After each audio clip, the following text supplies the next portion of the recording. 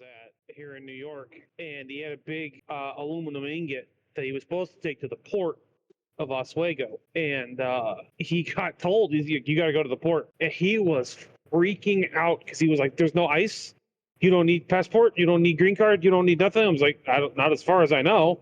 I showed up. I didn't have to show him anything. Not exactly a big port. I mean, if you were in the port of Houston, sure, but well, it's a short trip from the port to deport. Well, truly." He straight up said, "I don't have a green card." So I looked at him kind of like, maybe you shouldn't be advertising that. I don't. Maybe you shouldn't be out here driving either. Well, definitely that. Yeah. Yep. There's a song about that in there somewhere. There's definitely a song about that in there somewhere. Of course, he's trying to hand me the phone to translate. I'm like, he can't get it to work because he can't understand what I'm saying. I'm trying to tell him what to do when he gets there. Well, because I've been to that port multiple times. I have no sympathy, no mercy. He'll figure it out, or he won't. No. I told him. I showed him on my map. I showed him on my phone. Like, you go here, you do this, you do this, you do this, you do this, you do that, and then I walked away. Good luck. Yeah, those people don't need to be on the road driving. They don't even. No. We're getting relevant. We're getting way past relevant at this point. Yeah, it might even be a wide irrelevant. Who knows? Oh, I think they do those parties. I think they do that at parties. The wide irrelevant. Yeah, it's a wide irrelevant party. Yeah. Yeah. You should probably kick this thing off. There. All right. Welcome again to another episode of Drake and the Maestro. Almost relevant. Cooperate voluntarily. If you do, I give you my word that you will not be harmed or your mind's changed in any way. My mind is my own and nobody's going to change and it. Almost awake. Yes. Maestro's been on the road for 12 hours and navigating the illegal immigrant truckers, so, Yeah, well, I did take a brief 30-minute nap about 11 hours ago. I have not been driving for that long, but I've just been awake for that long. I delivered very, very early in the wee hours of the morning this morning, about 3 a.m. Eastern, and then had to go out on the street, back up, and wait for dispatch to come in to work, which, boy, do I wish I could just, show up to work whenever I wanted. Well, there's a reason it's called a 9 to 5, Yeah, well, unlike Dolly Parton, I am not working the 9 to 5. It was interesting at the place that I worked when I was an owner-operator. There was a second shift that would come in. Like, you had the regular 9 to 5 people to dispatch. Yeah, they had an overnight shift. And all that. And they have the overnight. And they're all college kids, right? Yeah. And so I would the always last place I worked at was like that. I would try to time things out. So I would wait, the dispatcher would have me wait, but I would like take a nap and sleep and all that and wait for the college kids to come on because you can get away with a whole lot more with them. Yeah. That was my they strategy. don't get paid enough to deal with that. No. And they could call them, well, what do you got? You call them up and what do you got? What's up? What do you, and then you kind of pick and choose through, right? Kind of pick, I'll take that one. Kind of look for the gravy, Yeah. Whereas the daytime shift, they'd be like, well, they would call you and tell you, this is what you're doing. Okay. Well, I thought Roberts was a no force dispatch because you're an owner operator. They were. You could. They can't. You could. You had right of refusal, but right. But they can't just be like, this is the load I have. Well, what else you got? Yeah. Right. Well, they would kind of the daytime people would kind of try to pull that. The college kids are like, well, then we got this and I got this, Yeah, I can always tell when my dispatch is trying to get me to take a specific load because they'll call me and they'll offer me just the one. Like, well, I got this. Right. Well, what else you got? Well, I really only got this. Well, what else you got? I tried to take just everything because I figured I do too. I don't argue with them. Moving was better than sitting, and I wanted to get the reputation of give it to those guys. They'll take anything. I didn't want to stop just short of that. Every now and then I'd have a refusal, put myself out of service just because I wanted to be out of service, or they just needed to hear it from me from time to time, just to make sure that they didn't think of me as a pushover. Yeah. Oh no, I've definitely turned down some stuff that was like, well, I got this and it's I got to get it off. Oh, no, that sounds like a you problem. Yeah, that's a you problem. What was that saying? A failure to plan on your part doesn't constitute an emergency on mine. Yeah, it's something like that. Yeah. Yeah. Well, there's variations of it, but that's kind of how I remember it. And that's the way it was. A failure to plan is a plan for failure. Ah, yes. I see you've been talking to the Sphinx. For when you care for what is outside, what is inside cares for you. Yes. When you doubt your fears, you give fear to your doubts, or something like that. Your temper is very quick, my friend. But until you learn to master your rage... Your rage will become your master? That's what you were going to say, right? Right? Not necessarily. Yeah. Our your niece has been looking to buy a house, and I've been on the. Oh, I've been serving as consultant. I have a nice four-bedroom, 2-bathroom house in Illinois. Yeah, it's funny. Funny you should mention that. She's looking for something, out that way. Yeah, it's weird. Interesting. Yes. And you'd be right in her price range too. How does she feel about houses that need some attention? Mm-hmm. Mostly in the landscaping department. That's not her thing. It doesn't seem to be anybody's thing. Yeah, what's going on? You used to find roving bands of landscapers. You had like fend them off with a stick. Right. Or at least high school kids looking for extra money, teenagers out for kicks, something. And now it seems that you can get people to come and do yard work as long as the yard work allows them to plant their keister on a piece of equipment and drive it around. Get off the equipment and actually do weed cutting. Okay. All right. I'm going into the Wayback Machine. He's getting on his high horse. Oh yeah, when I was a pup. All right. I remember when the string trimmers really came out and became, a thing that you could buy. It was like back when you had to pull the ripcord to make the thing spin. It was just one step above a scythe. Well, that's what I was getting to, because if you were trimming your grass, your edging, right? They had around the sidewalks. They had like a spinning circular saw mounted vertically with no guards at all, and a couple little plastic wheels. And you turn that thing on, and it just shredded everything in his path. You just keep your hands and feet away. There's a lot of you can't be using that in flip flops. A lot of kids in the neighborhood developed the nickname Stumpy for one reason or another. Well, you're not paying attention. You pull it back a little too far, and zip go the toes. Which is okay, because eventually bought it playing lawn darts. But... Well, yeah. I mean, listen, your generation. Your generation, because you're kind of like the tail end of one generation, the beginning of another. You're the last year for one, so realistically, you're the other generation in spirit. And you guys had some dangerous toys growing up. Oh yeah, we did. You had the lawn dart. Yeah, Maestro just disappeared. Yeah, easy bake oven was just teaching you how to make plutonium out of common household items. I burned my arm on an Easy Bake Oven. I know. I just I see the Better Deal Dogs trying to get on the episode. She's greeting the Mason. There's we're not doing Contractor Corner because there's contractors actually here. Hey, well, she's looking for that better deal. She's trying to get that better deal out of the Mason. That's her. That's it. Yeah. She was pleasantly surprised. One of the delivery people she was barking at gave her dog treat. Ooh. So now she wants to. I think that set a precedent. Now, she didn't get upset. Not upset.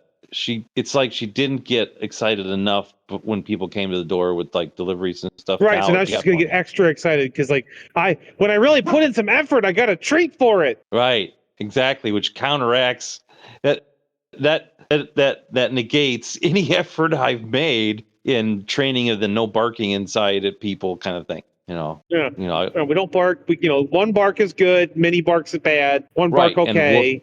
And then you can do a lot of woofing. Okay. Right. Woofing's good. And you need to come back and work with her for a couple of days with her squeakies, because for a long time, she was really good at just grabbing a squeaky toy and running around squeak, squeak, squeak, squeak instead of barking, which is great. And she's abandoned that and gone to full bark. So I'd like to get back to the squeaking. You are less strict with that dog than I am. Well, I don't know. You'll have to come and show me, and I'll keep up with it. Oh, it's not you I'm worried about. But anyway, where was I? The contractor I showed don't up. remember. The dog greeted the Yeah, contractor. the contractor did that. We got it on the dog. We were talking about other with things. the lawn darts. Okay, weed clipping. Yeah. So you'd have all these tools that your father started letting you use at, like, I don't know, 8 years old. That Right. Yeah. probably- Way too young to be probably using those tools. They probably weren't safe for a grown man, but it's Oh, all they we had. definitely weren't. Judging by the amount of people that got killed via chainsaw back in the day because they didn't have that brake on them. Yeah. The amount of grown men that were doing stuff with chainsaws that they really shouldn't have been.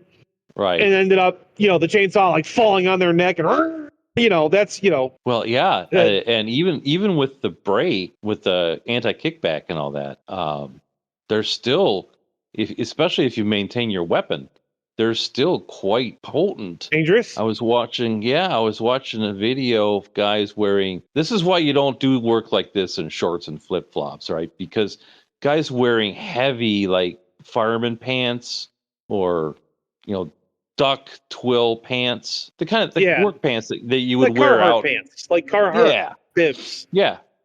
Heavy cotton weave, canvas Yeah, pants. the ring duck. Yeah, we know. Yeah, the canvas. They're basically canvas. They're not quite canvas, but they're almost canvas. And if you starch them just right, you can get them to stand up in your front lawn. Yeah, and if you don't wash them after every use, they'll go out and walk around for you. So that's right. They'll go out and do the lawn work for you. So now you got something to aspire to. Right. But yeah, you're watching him do. So he something was using, and yeah, he's one of those YouTube channel guys that does like yard work or forestry, and we get to sit in our easy chairs and watch someone else work.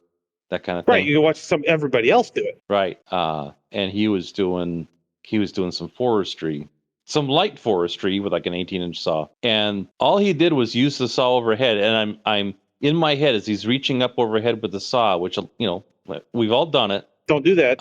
You're not supposed to do that. Just get a ladder. Yeah, right. Yeah. Well, some of those saws, they even show a person on a ladder with the saw with the big red circle. No. Yeah, it just depends on the saw. Right, but there is the little tiny climbing saws that's what you're supposed to climb with. But you work with what you got. So I'm instantly transported the Husqvarna manual on the front page that shows, person holding the saw, doing one of those like stick figure type. Holding the saw overhead. Yeah, the universal symbol warning things. And even it doesn't matter what language you speak, you can look at the picture and go, I'm not supposed to do that. Right. And he's holding it overhead, and I'm seeing that image come to mind. And in some saws, it's actually a sticker on the saw with a circle with the line through it. And the saw kicks back out of the branch that he's cut, because he's cutting a branch overhead.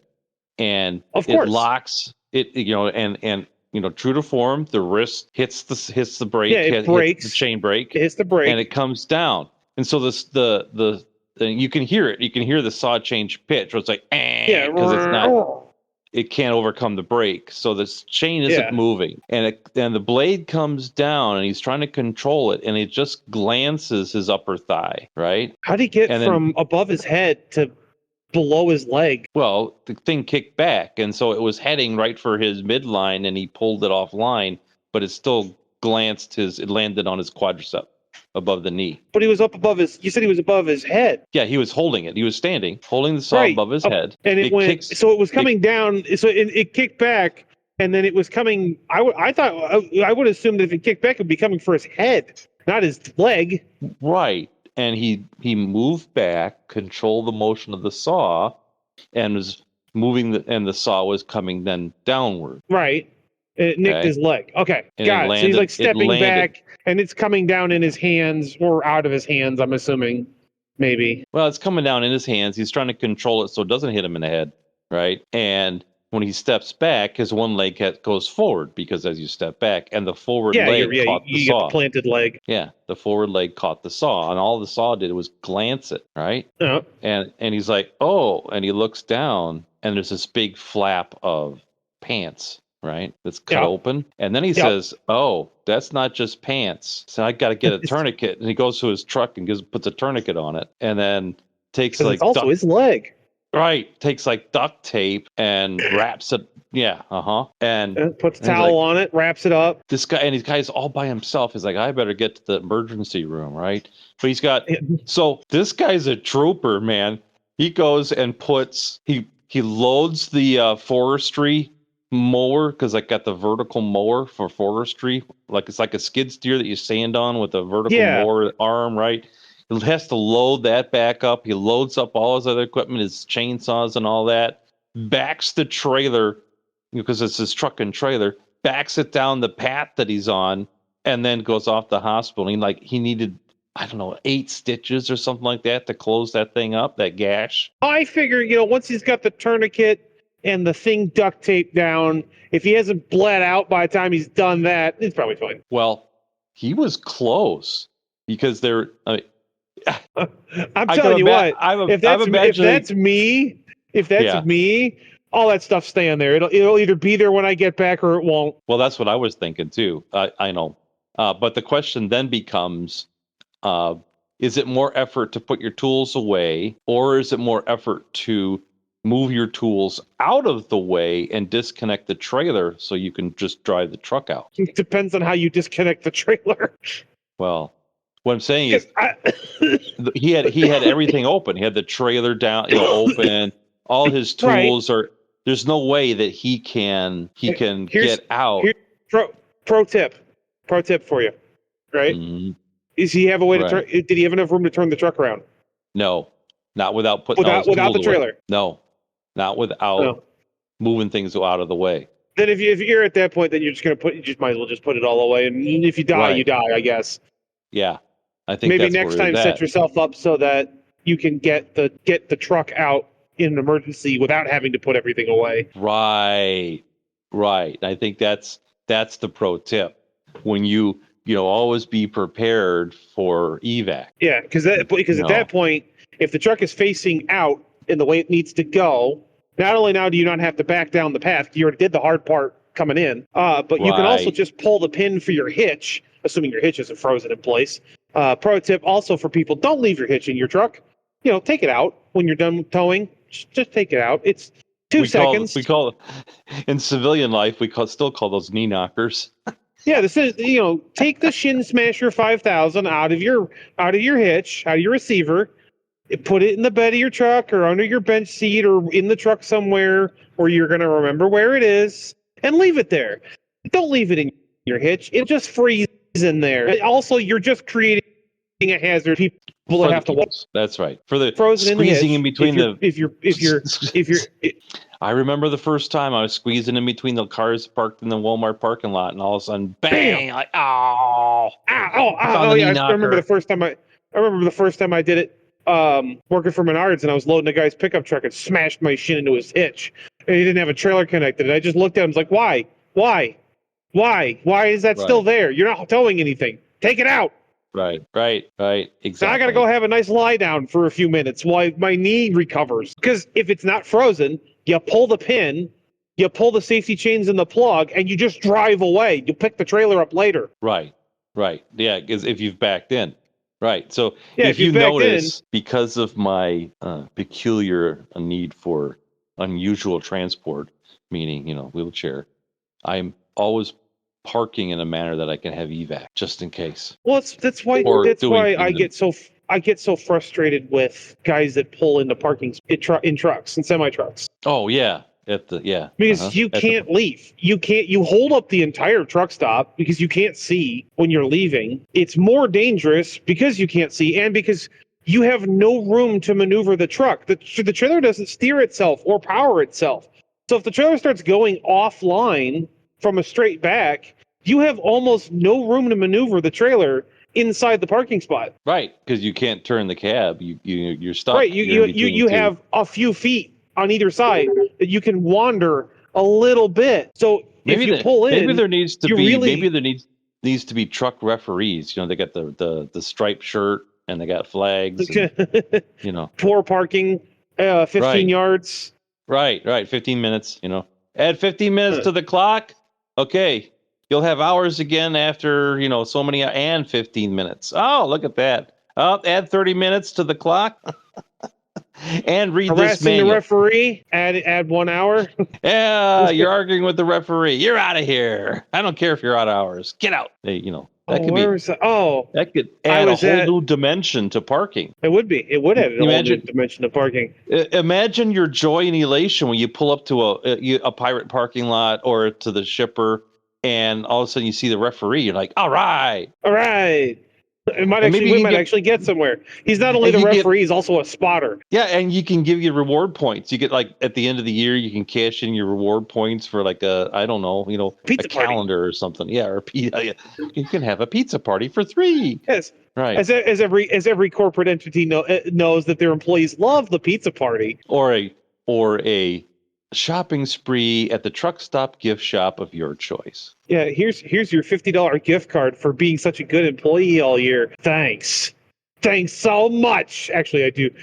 My company does do that for Christmas. It's not even like you're just gonna get it. Like it's not a bonus or a reward or anything. It's just a gift from the company, and I actually do really appreciate that. Sometimes, like Well, I'll come home because I don't go home over Christmas. Usually, I don't go home for the holidays much, and I'll Yeah, come home that in like is- January or April, and I'll be like, "Oh, hey, my Christmas gift card is here. Time to order some pizza." yeah. See, it's a happy time. It's almost as good as the Fruit of the Month Club, Clark, because Yeah. that's the gift that keeps giving all year round. That was Yeah. a real slap in the face. Is what that was. That was like a Yeah. because it's not my bonus. It's not a real like I get quarterly bonuses for my performance. The gift card thing is just like the company genuinely doing something nice. Yeah.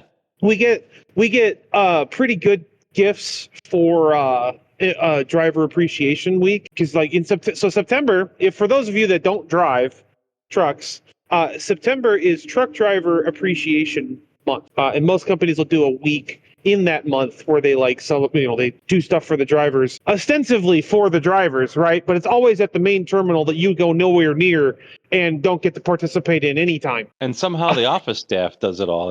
They get Right, all the office stuff, the office staff's like, look, they're posting. Oh, I was my big complaint with my last company was like, oh, we're gonna do driver appreciation week. Come by this week at the terminal and get lunch. Everybody gets free lunch, and it's like, yeah, okay, screw you. I'm Right, in California. I'm going 1,000 miles out of my way. I'm burning all this other stuff going on to get a free lunch. Yay! No, right. it's- Meanwhile, the office staff all get to have free lunch. It's like, boy, yeah, you're really appreciating your drivers, aren't you? Yes, we're taking time out of our busy day. We're putting the phones on hold, and we're gonna really appreciate our drivers. Hey, wait, aren't the drivers on hold on the phone? That'll be fine. Right. Yeah, that'll be fine. They'll get over it. That's fine. Thanks. They're used to it. So to sing, I won't name my company, but to sing their praises a little bit, to toot their horn for them. They do stuff all month, and they get sponsored meals done. So like Pomp's Tire Service, which is a big tire company up in Minnesota, will bring lunch one day during the week, and then like a couple of days later, a different place will have food, and then like the next week, a different place will bring lunch one day, and then they'll have a food truck there or whatever, and it's all month long. So just about everybody's going to be able to come through the terminal and have a meal for free, pick up some swag, get your gift. They do gifts every year of various types. Like, last year we got a new terminal. The year before that, I got a very nice Carhartt vest. That's about $100 and something, brand new, with the company logo stenciled on it. And this year I'm getting coveralls, like actual coveralls with the company logo Wow. on the back. So they'll go. You can just put them on right over your shorts and flip flops, and no one will know. Exactly. No one will Right. ever know. I can wake up, don't have to get dressed, put on a wife beater and my boxers, put on my coveralls, and now I'm a professional. Mhm. I'll have to do And something about the fuzzy bunny slippers, though. Well, and in true trucker fashion, you're standing in the fuel line in your coveralls. You can look at the next guy and go, "I'm wearing women's underwear." I'm not wearing women's underwear. You old time truckers know what I'm talking about. The rest of you new guys, I'm just have not to- wearing women's underwear. Yeah, well, ugh. Get it right, old All right. man. As we were saying, We were saying something. yeah, the tools that you had to clip the grass, because like now you got the Oh, yeah, spring yeah, trimmers and all that, right? So Yeah, what they you got the had guards back, on them. right? And what you had back then, you had the circular saw turn. You had They still do that. They still have those. no, they do, but they're a little They're much different. safer now. You had hedge clippers, right? and you can Oh, use yeah. that to do weeds. But man, those hedge clippers, holy crap! They'll go Yeah, through. those things were no joke. Those things would take your finger off. Like Yeah, there weren't they- any safeties on those things. You just got your fingers just a little too close. Off they go. It was great Yep. for hedges, small children, corn stalks. The neighbor's dog, whatever. Oh, Fluffy, you're not so fluffy anymore. Yeah. Oh, look at that! I shorn a sheep. Doing some sheep But shearing. the good news was there was a clean cut, and they could just reattach the fingers, no Right? problem. Yeah. Just got to They make just put sure you those right keep your back eye on on there. where you were in the dirt. You saw it fall, because that could be Yeah. the Right. problem. Yeah. Make sure the rabbit doesn't get it, because those little Right. Oh, they just pop out of a those little hole guys- out of nowhere. Yeah, and all of a and sudden, it's hey, gone. give me Hey, back wait my a minute! fingers. I need that. I don't want to be called Stubby forever. No, you don't. Get back It's here. mine now. Yeah. As it rabbits And- away. The the more child safe yet tedious apparatus to The scissors, the big hedge clipper scissor things. the scissor things that you squeeze the end and they would clip, and so you're bending down and clip, and that's how Yeah, you're snip, snip, that's how snip, you're snip, snip, edging. snip. You're cutting the what normally people do from an upright position with the weed eater. You're hand clipping the grass that you couldn't get with the mower, right? Yeah. Well, the big innovation was someone figured out that those things would be better if you put a handle on it. So somebody took those little hand clipping things and they put wheels on them and then a long handle, and then you would squeeze the end of the handle and that would make the shears close, and then you could cut like a strand of grass and then move on, half an inch, and then you could clip the next strand of grass, and you would get impatient and tired of squeezing the handle and clipping the grass. So you would take bigger and bigger cuts until finally the thing jammed up, and then it wouldn't open or close anymore. And then you could go to your parents and go, listen, it broke. I can't do anymore. I'm out of here. I'm going to play ball. And then your with my dad would come friends." outside and hit it with a hammer, and it would open, and then he'd hit you with the hammer and go, stop that, and then you'd have to get back to work. Well, then he'd show me how to use the hammers. Next time here's how you clear it. So don't Right. bother me. Right. I Don't did bother see- me until you're done. Okay, so I don't know if this is a specifically Midwestern thing or a American thing, but I saw a comedian talking about this. I wanted to bring this up because I just remembered it, but I wanted to bring it up before. Everybody if you have older appliances, whether it's lawnmower, washing machine, dishwasher, whatever, right? You have a specific spot you have to, and way or method that you have to hit it in to get it to work. And Well, that's everybody's appliance is different. So that's like just you go Earth like technology. well, right. You go to your house, like you're doing your laundry, and like the washing machine starts acting up, and you like smack it on the side the specific way, and it behaves, right? Or your dishwasher, or your children, whatever. Right. And you smack them in a certain way, and they get back on. They get back in line. But if you go to your friend's house and you do your laundry there, and you try to smack their washing machine in that way, it won't do anything. And then they come over, no, like this, and they show you the process. You got to do it like different. Like the Fonz. Hey, right. It's that, but like everybody's got a specific way. Every machine has like a specific way it needs to be hit to work. Right. That's like Doctor Who. He goes into the, I think that's from the Tom Baker era, where he goes into the spaceship that's been idle for like 1,000 years or whatever, and the other Time Lord and people are working on, we can't get it going, and he smacks the control panel, and everything lights up, starts running, and he just smiles, and good old Earth technology.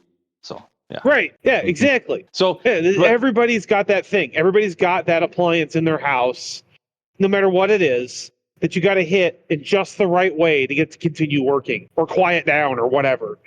And I thought that was such a fascinating, because it was so, like, I've experienced that. You've experienced that. Like, even with computers, you give them a little whack and they just kind of straight. That was the early 90s computers, at least. They're much tougher and more expensive.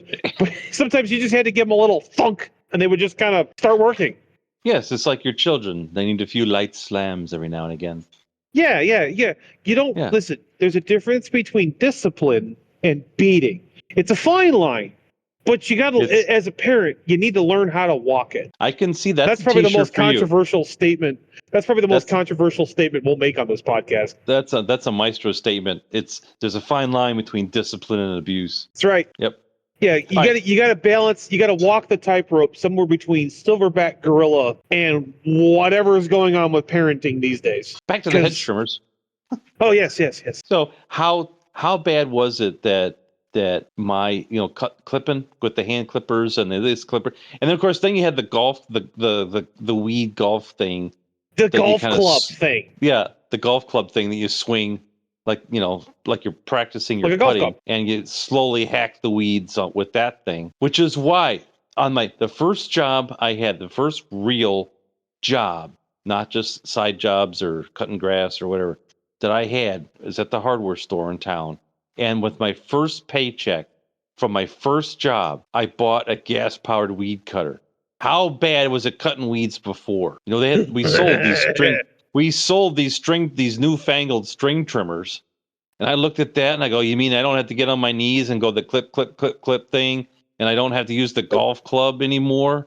I'm in. How much is it? It's Have two of you your ever paychecks. watched- I'll take it. Sold. I'll take it.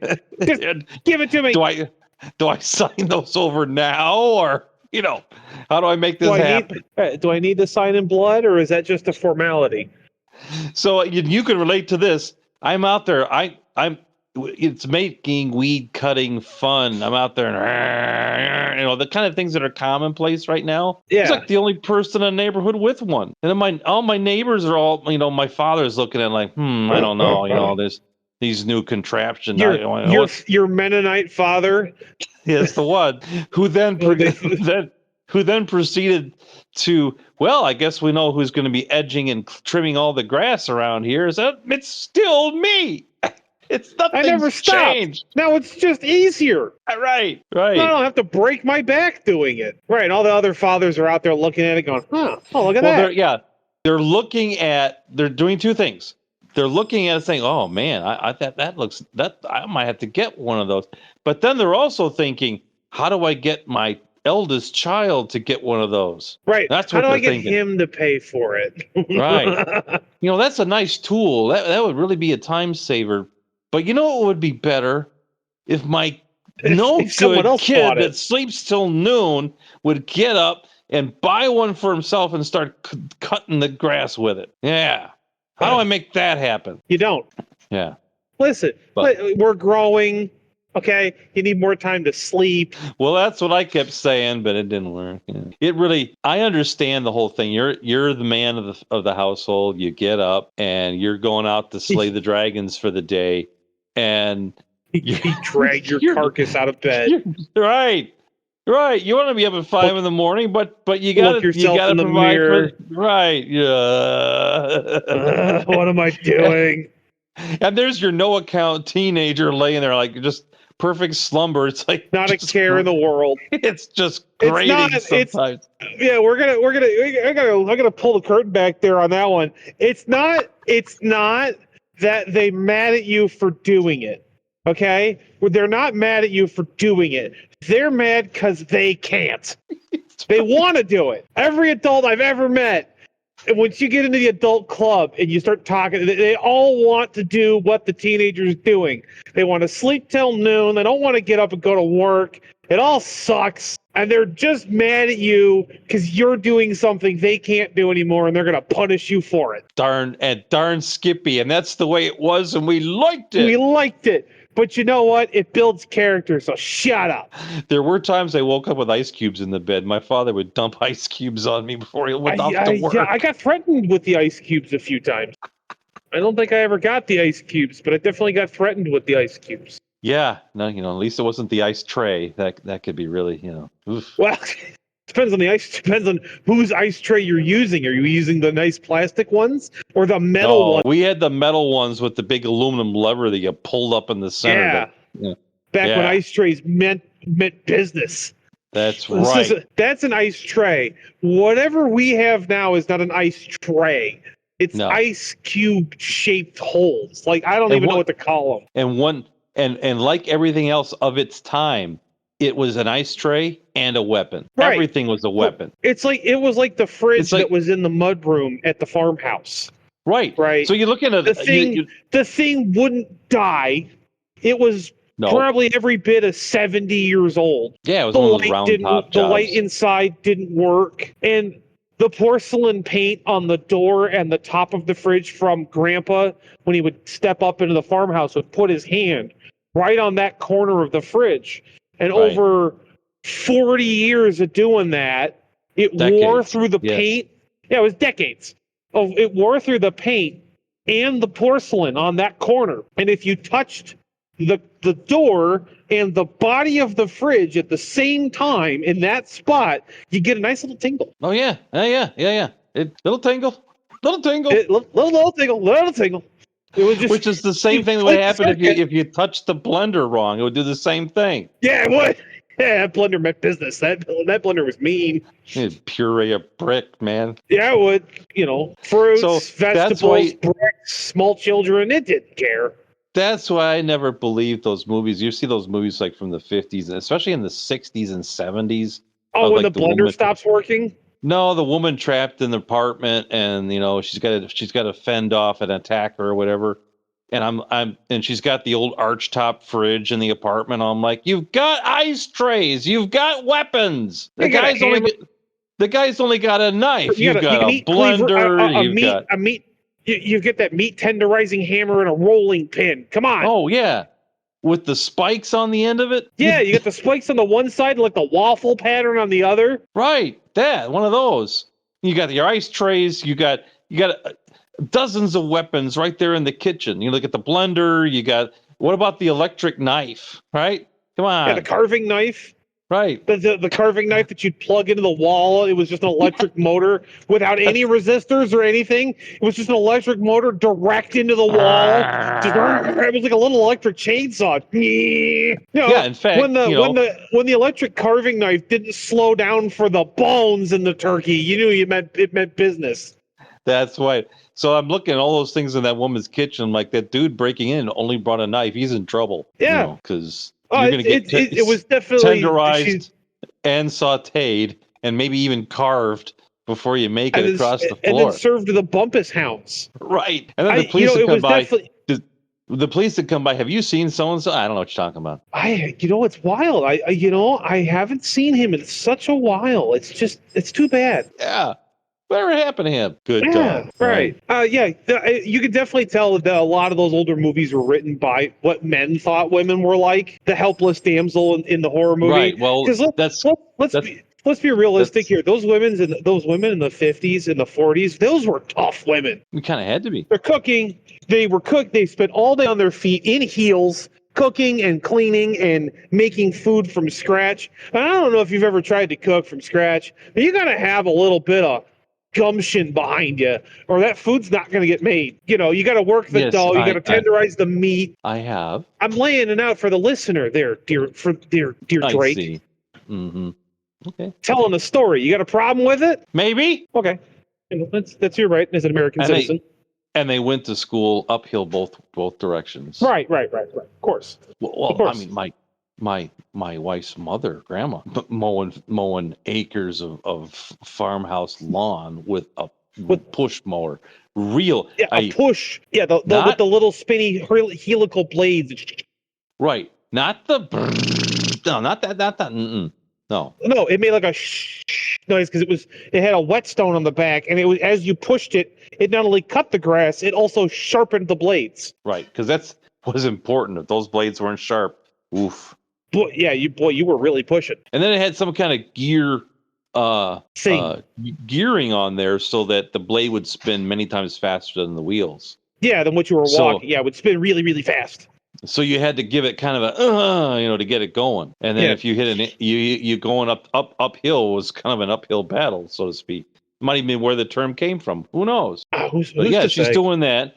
She's got a wringer washer. She's got the washer that got to pull the clothes out and put them through a wringer for them to dry, squeeze the extra water out. There's no spin cycle. What's this spin cycle you speak of? Right, and then they go up on the clothesline, right, and then the man of the house, when he gets confused in the middle of the night and sees his BVDs hang on the clothesline, shoots him with a shotgun because he thinks it's an intruder. That was Granny, and we both know it. That was great grandma.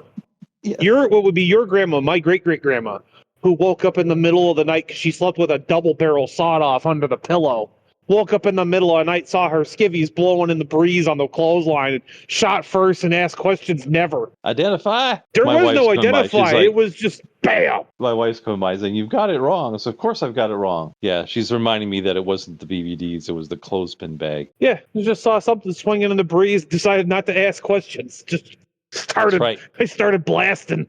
Hey, because you don't know what's coming. You see some motion, And you start blasting. blast That's it. what I said. Right. Because nothing should be at that height moving at that time of night. Right, exactly. Mm-hmm. No, I got that's it takes a certain kind of person to just whip it out there and start blasting. It was a different time. It was a kinder, gentler time. Yeah, if you were in a clothespin bag. Yeah, they're tough. Yeah, no, I agree with you. It's been a tough heritage. You just had to be a tougher person back then, I think. In general, you just had to be tough. Yeah. Because if you weren't tough, you were going to get your lunch eaten. Right. That's right. And of course, today with all the helots, it's just a different deal. You have to be not as much. It's physical toughness and fitness is still important, but it's mental. The helots are coming for your bank account. Oh, they're coming for everything. Oh, the helots. Your bank account, your streaming passwords, your credit cards. If you got a dollar, I don't know why I took on a New York accent halfway through that sentence, but hey, I'm talking here. Yeah, that's right. I'm talking and walking and backing up here. Hey, oh. If you've got a dollar, they want it, and they're going to do it. And they don't want part of it. They want the whole dollar. All of it. That's right. So yeah, I just there are times I feel like I'm being chased by the helot for so. And for those people that still don't understand what a helot is, you got to watch Meet John Doe. That is one the original Meet John Doe, not the remake with DiCaprio.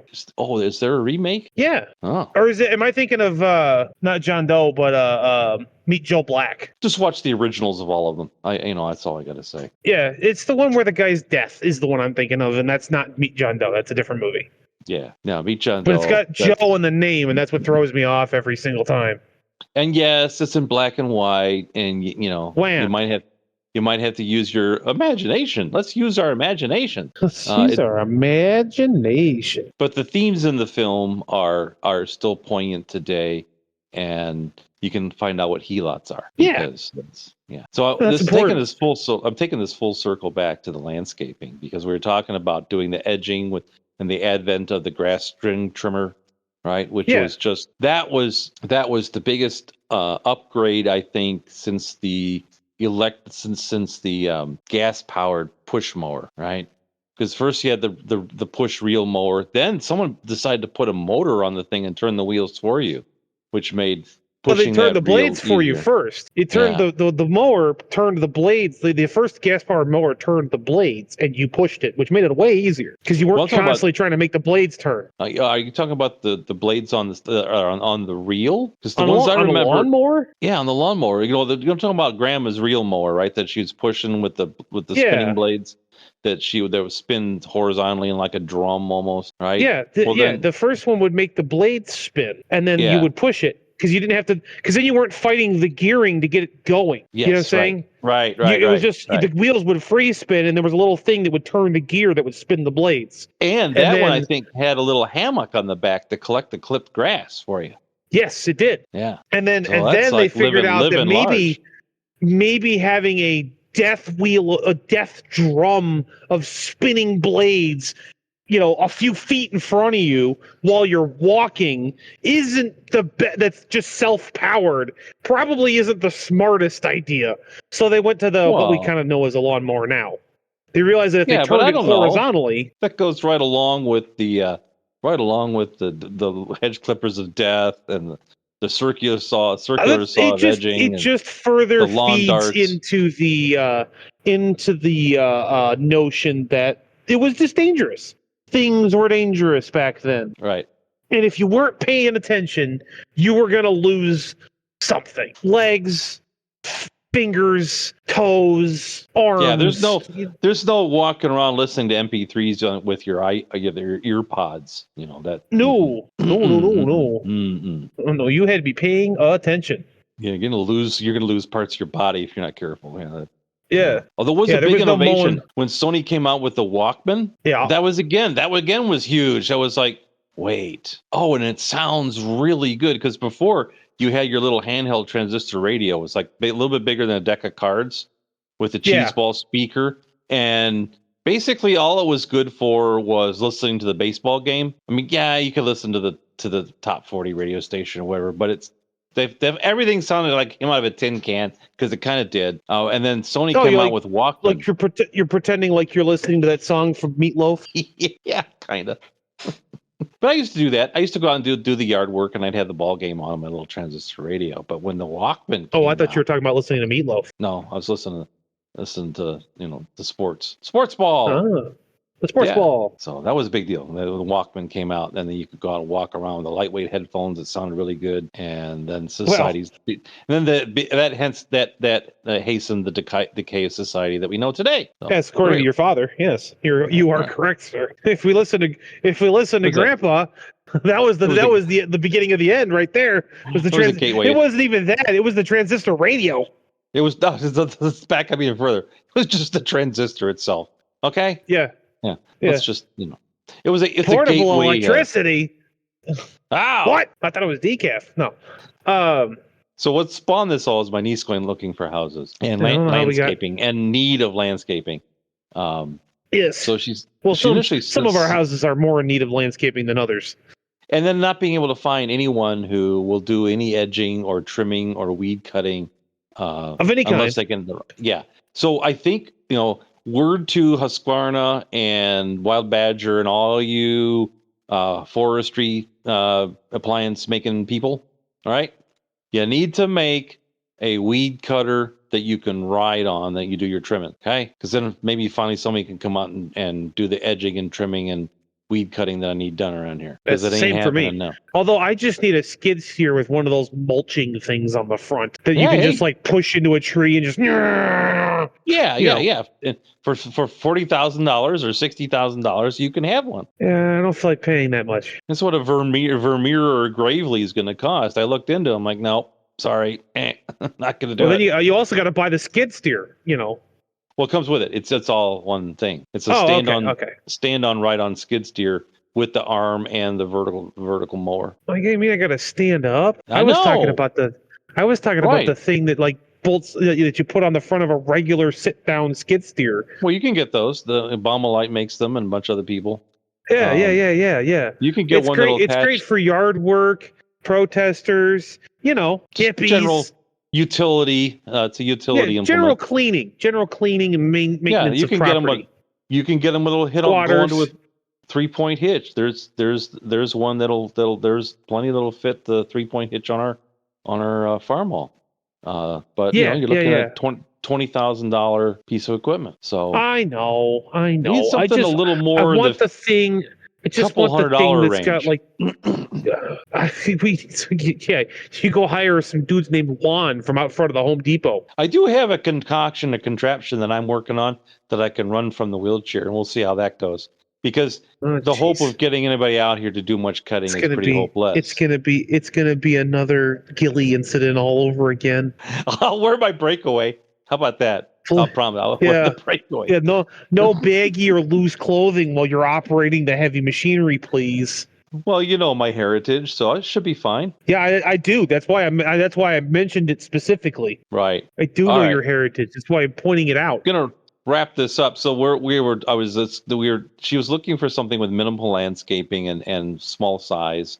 She was originally thinking tiny house. Anyway, she was looking in the area of her choice and finally found a real nice little home with minimal landscaping. You could probably take care of the place with a mower, and just a mower. You don't need like 30 million different attachments to take care of. Yeah. Unlike my house, where you need like a mower and a chainsaw and a weed eater and a skid steer with that multi thing and we can a full cherry picker. Let's talk off air. Maybe go halvesies on something. Anyway.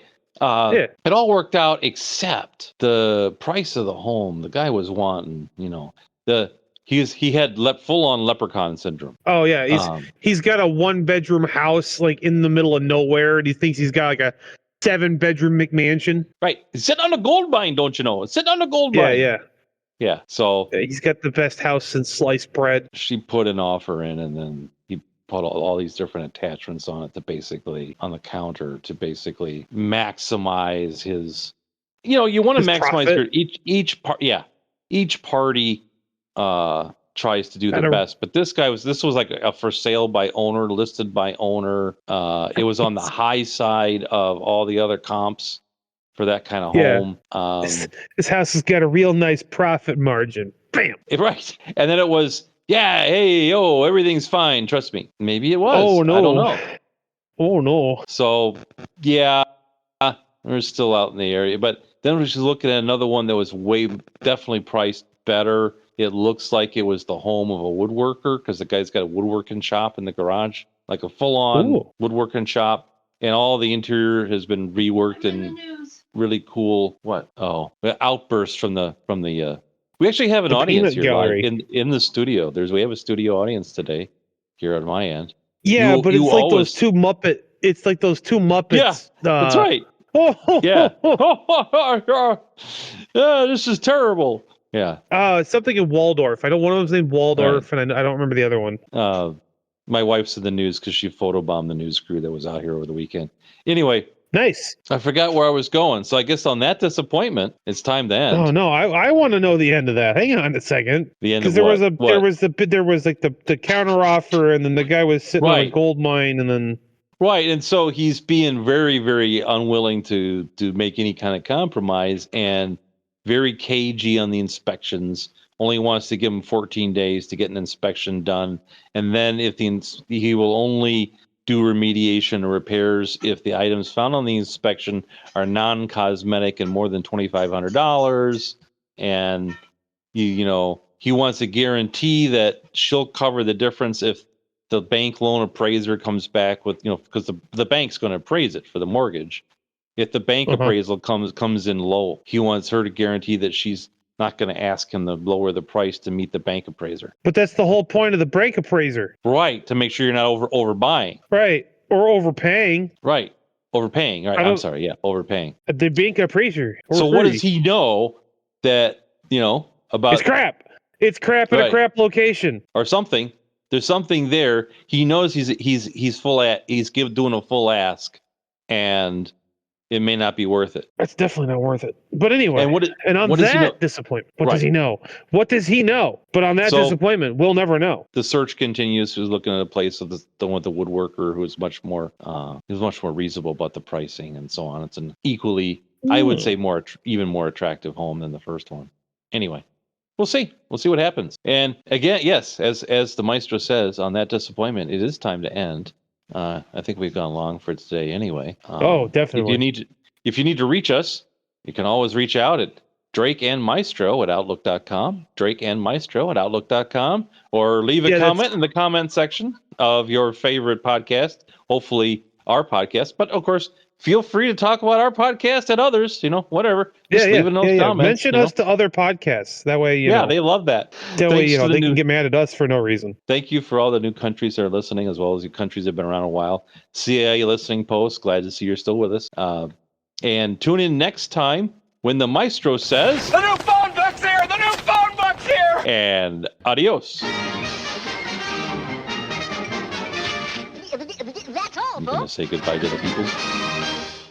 Oh, adios. Like I said, fried, toast, flits, for shimmeled. Like my egg. Like my raincoat. Irreversible. No, it's reversible. Like my raincoat. No, mine's irreversible. You turn that rascal inside out, you're going to have problems. It was very wet in the wrong direction. Mm-hmm. I don't even know what that means. I don't know either. It's like eating a hot dog the long way. Well, I guess it's time to go about the rest of the day. I suppose. See you next Oh, my week. goodness. Same bat time, same bat channel. Same bad channel.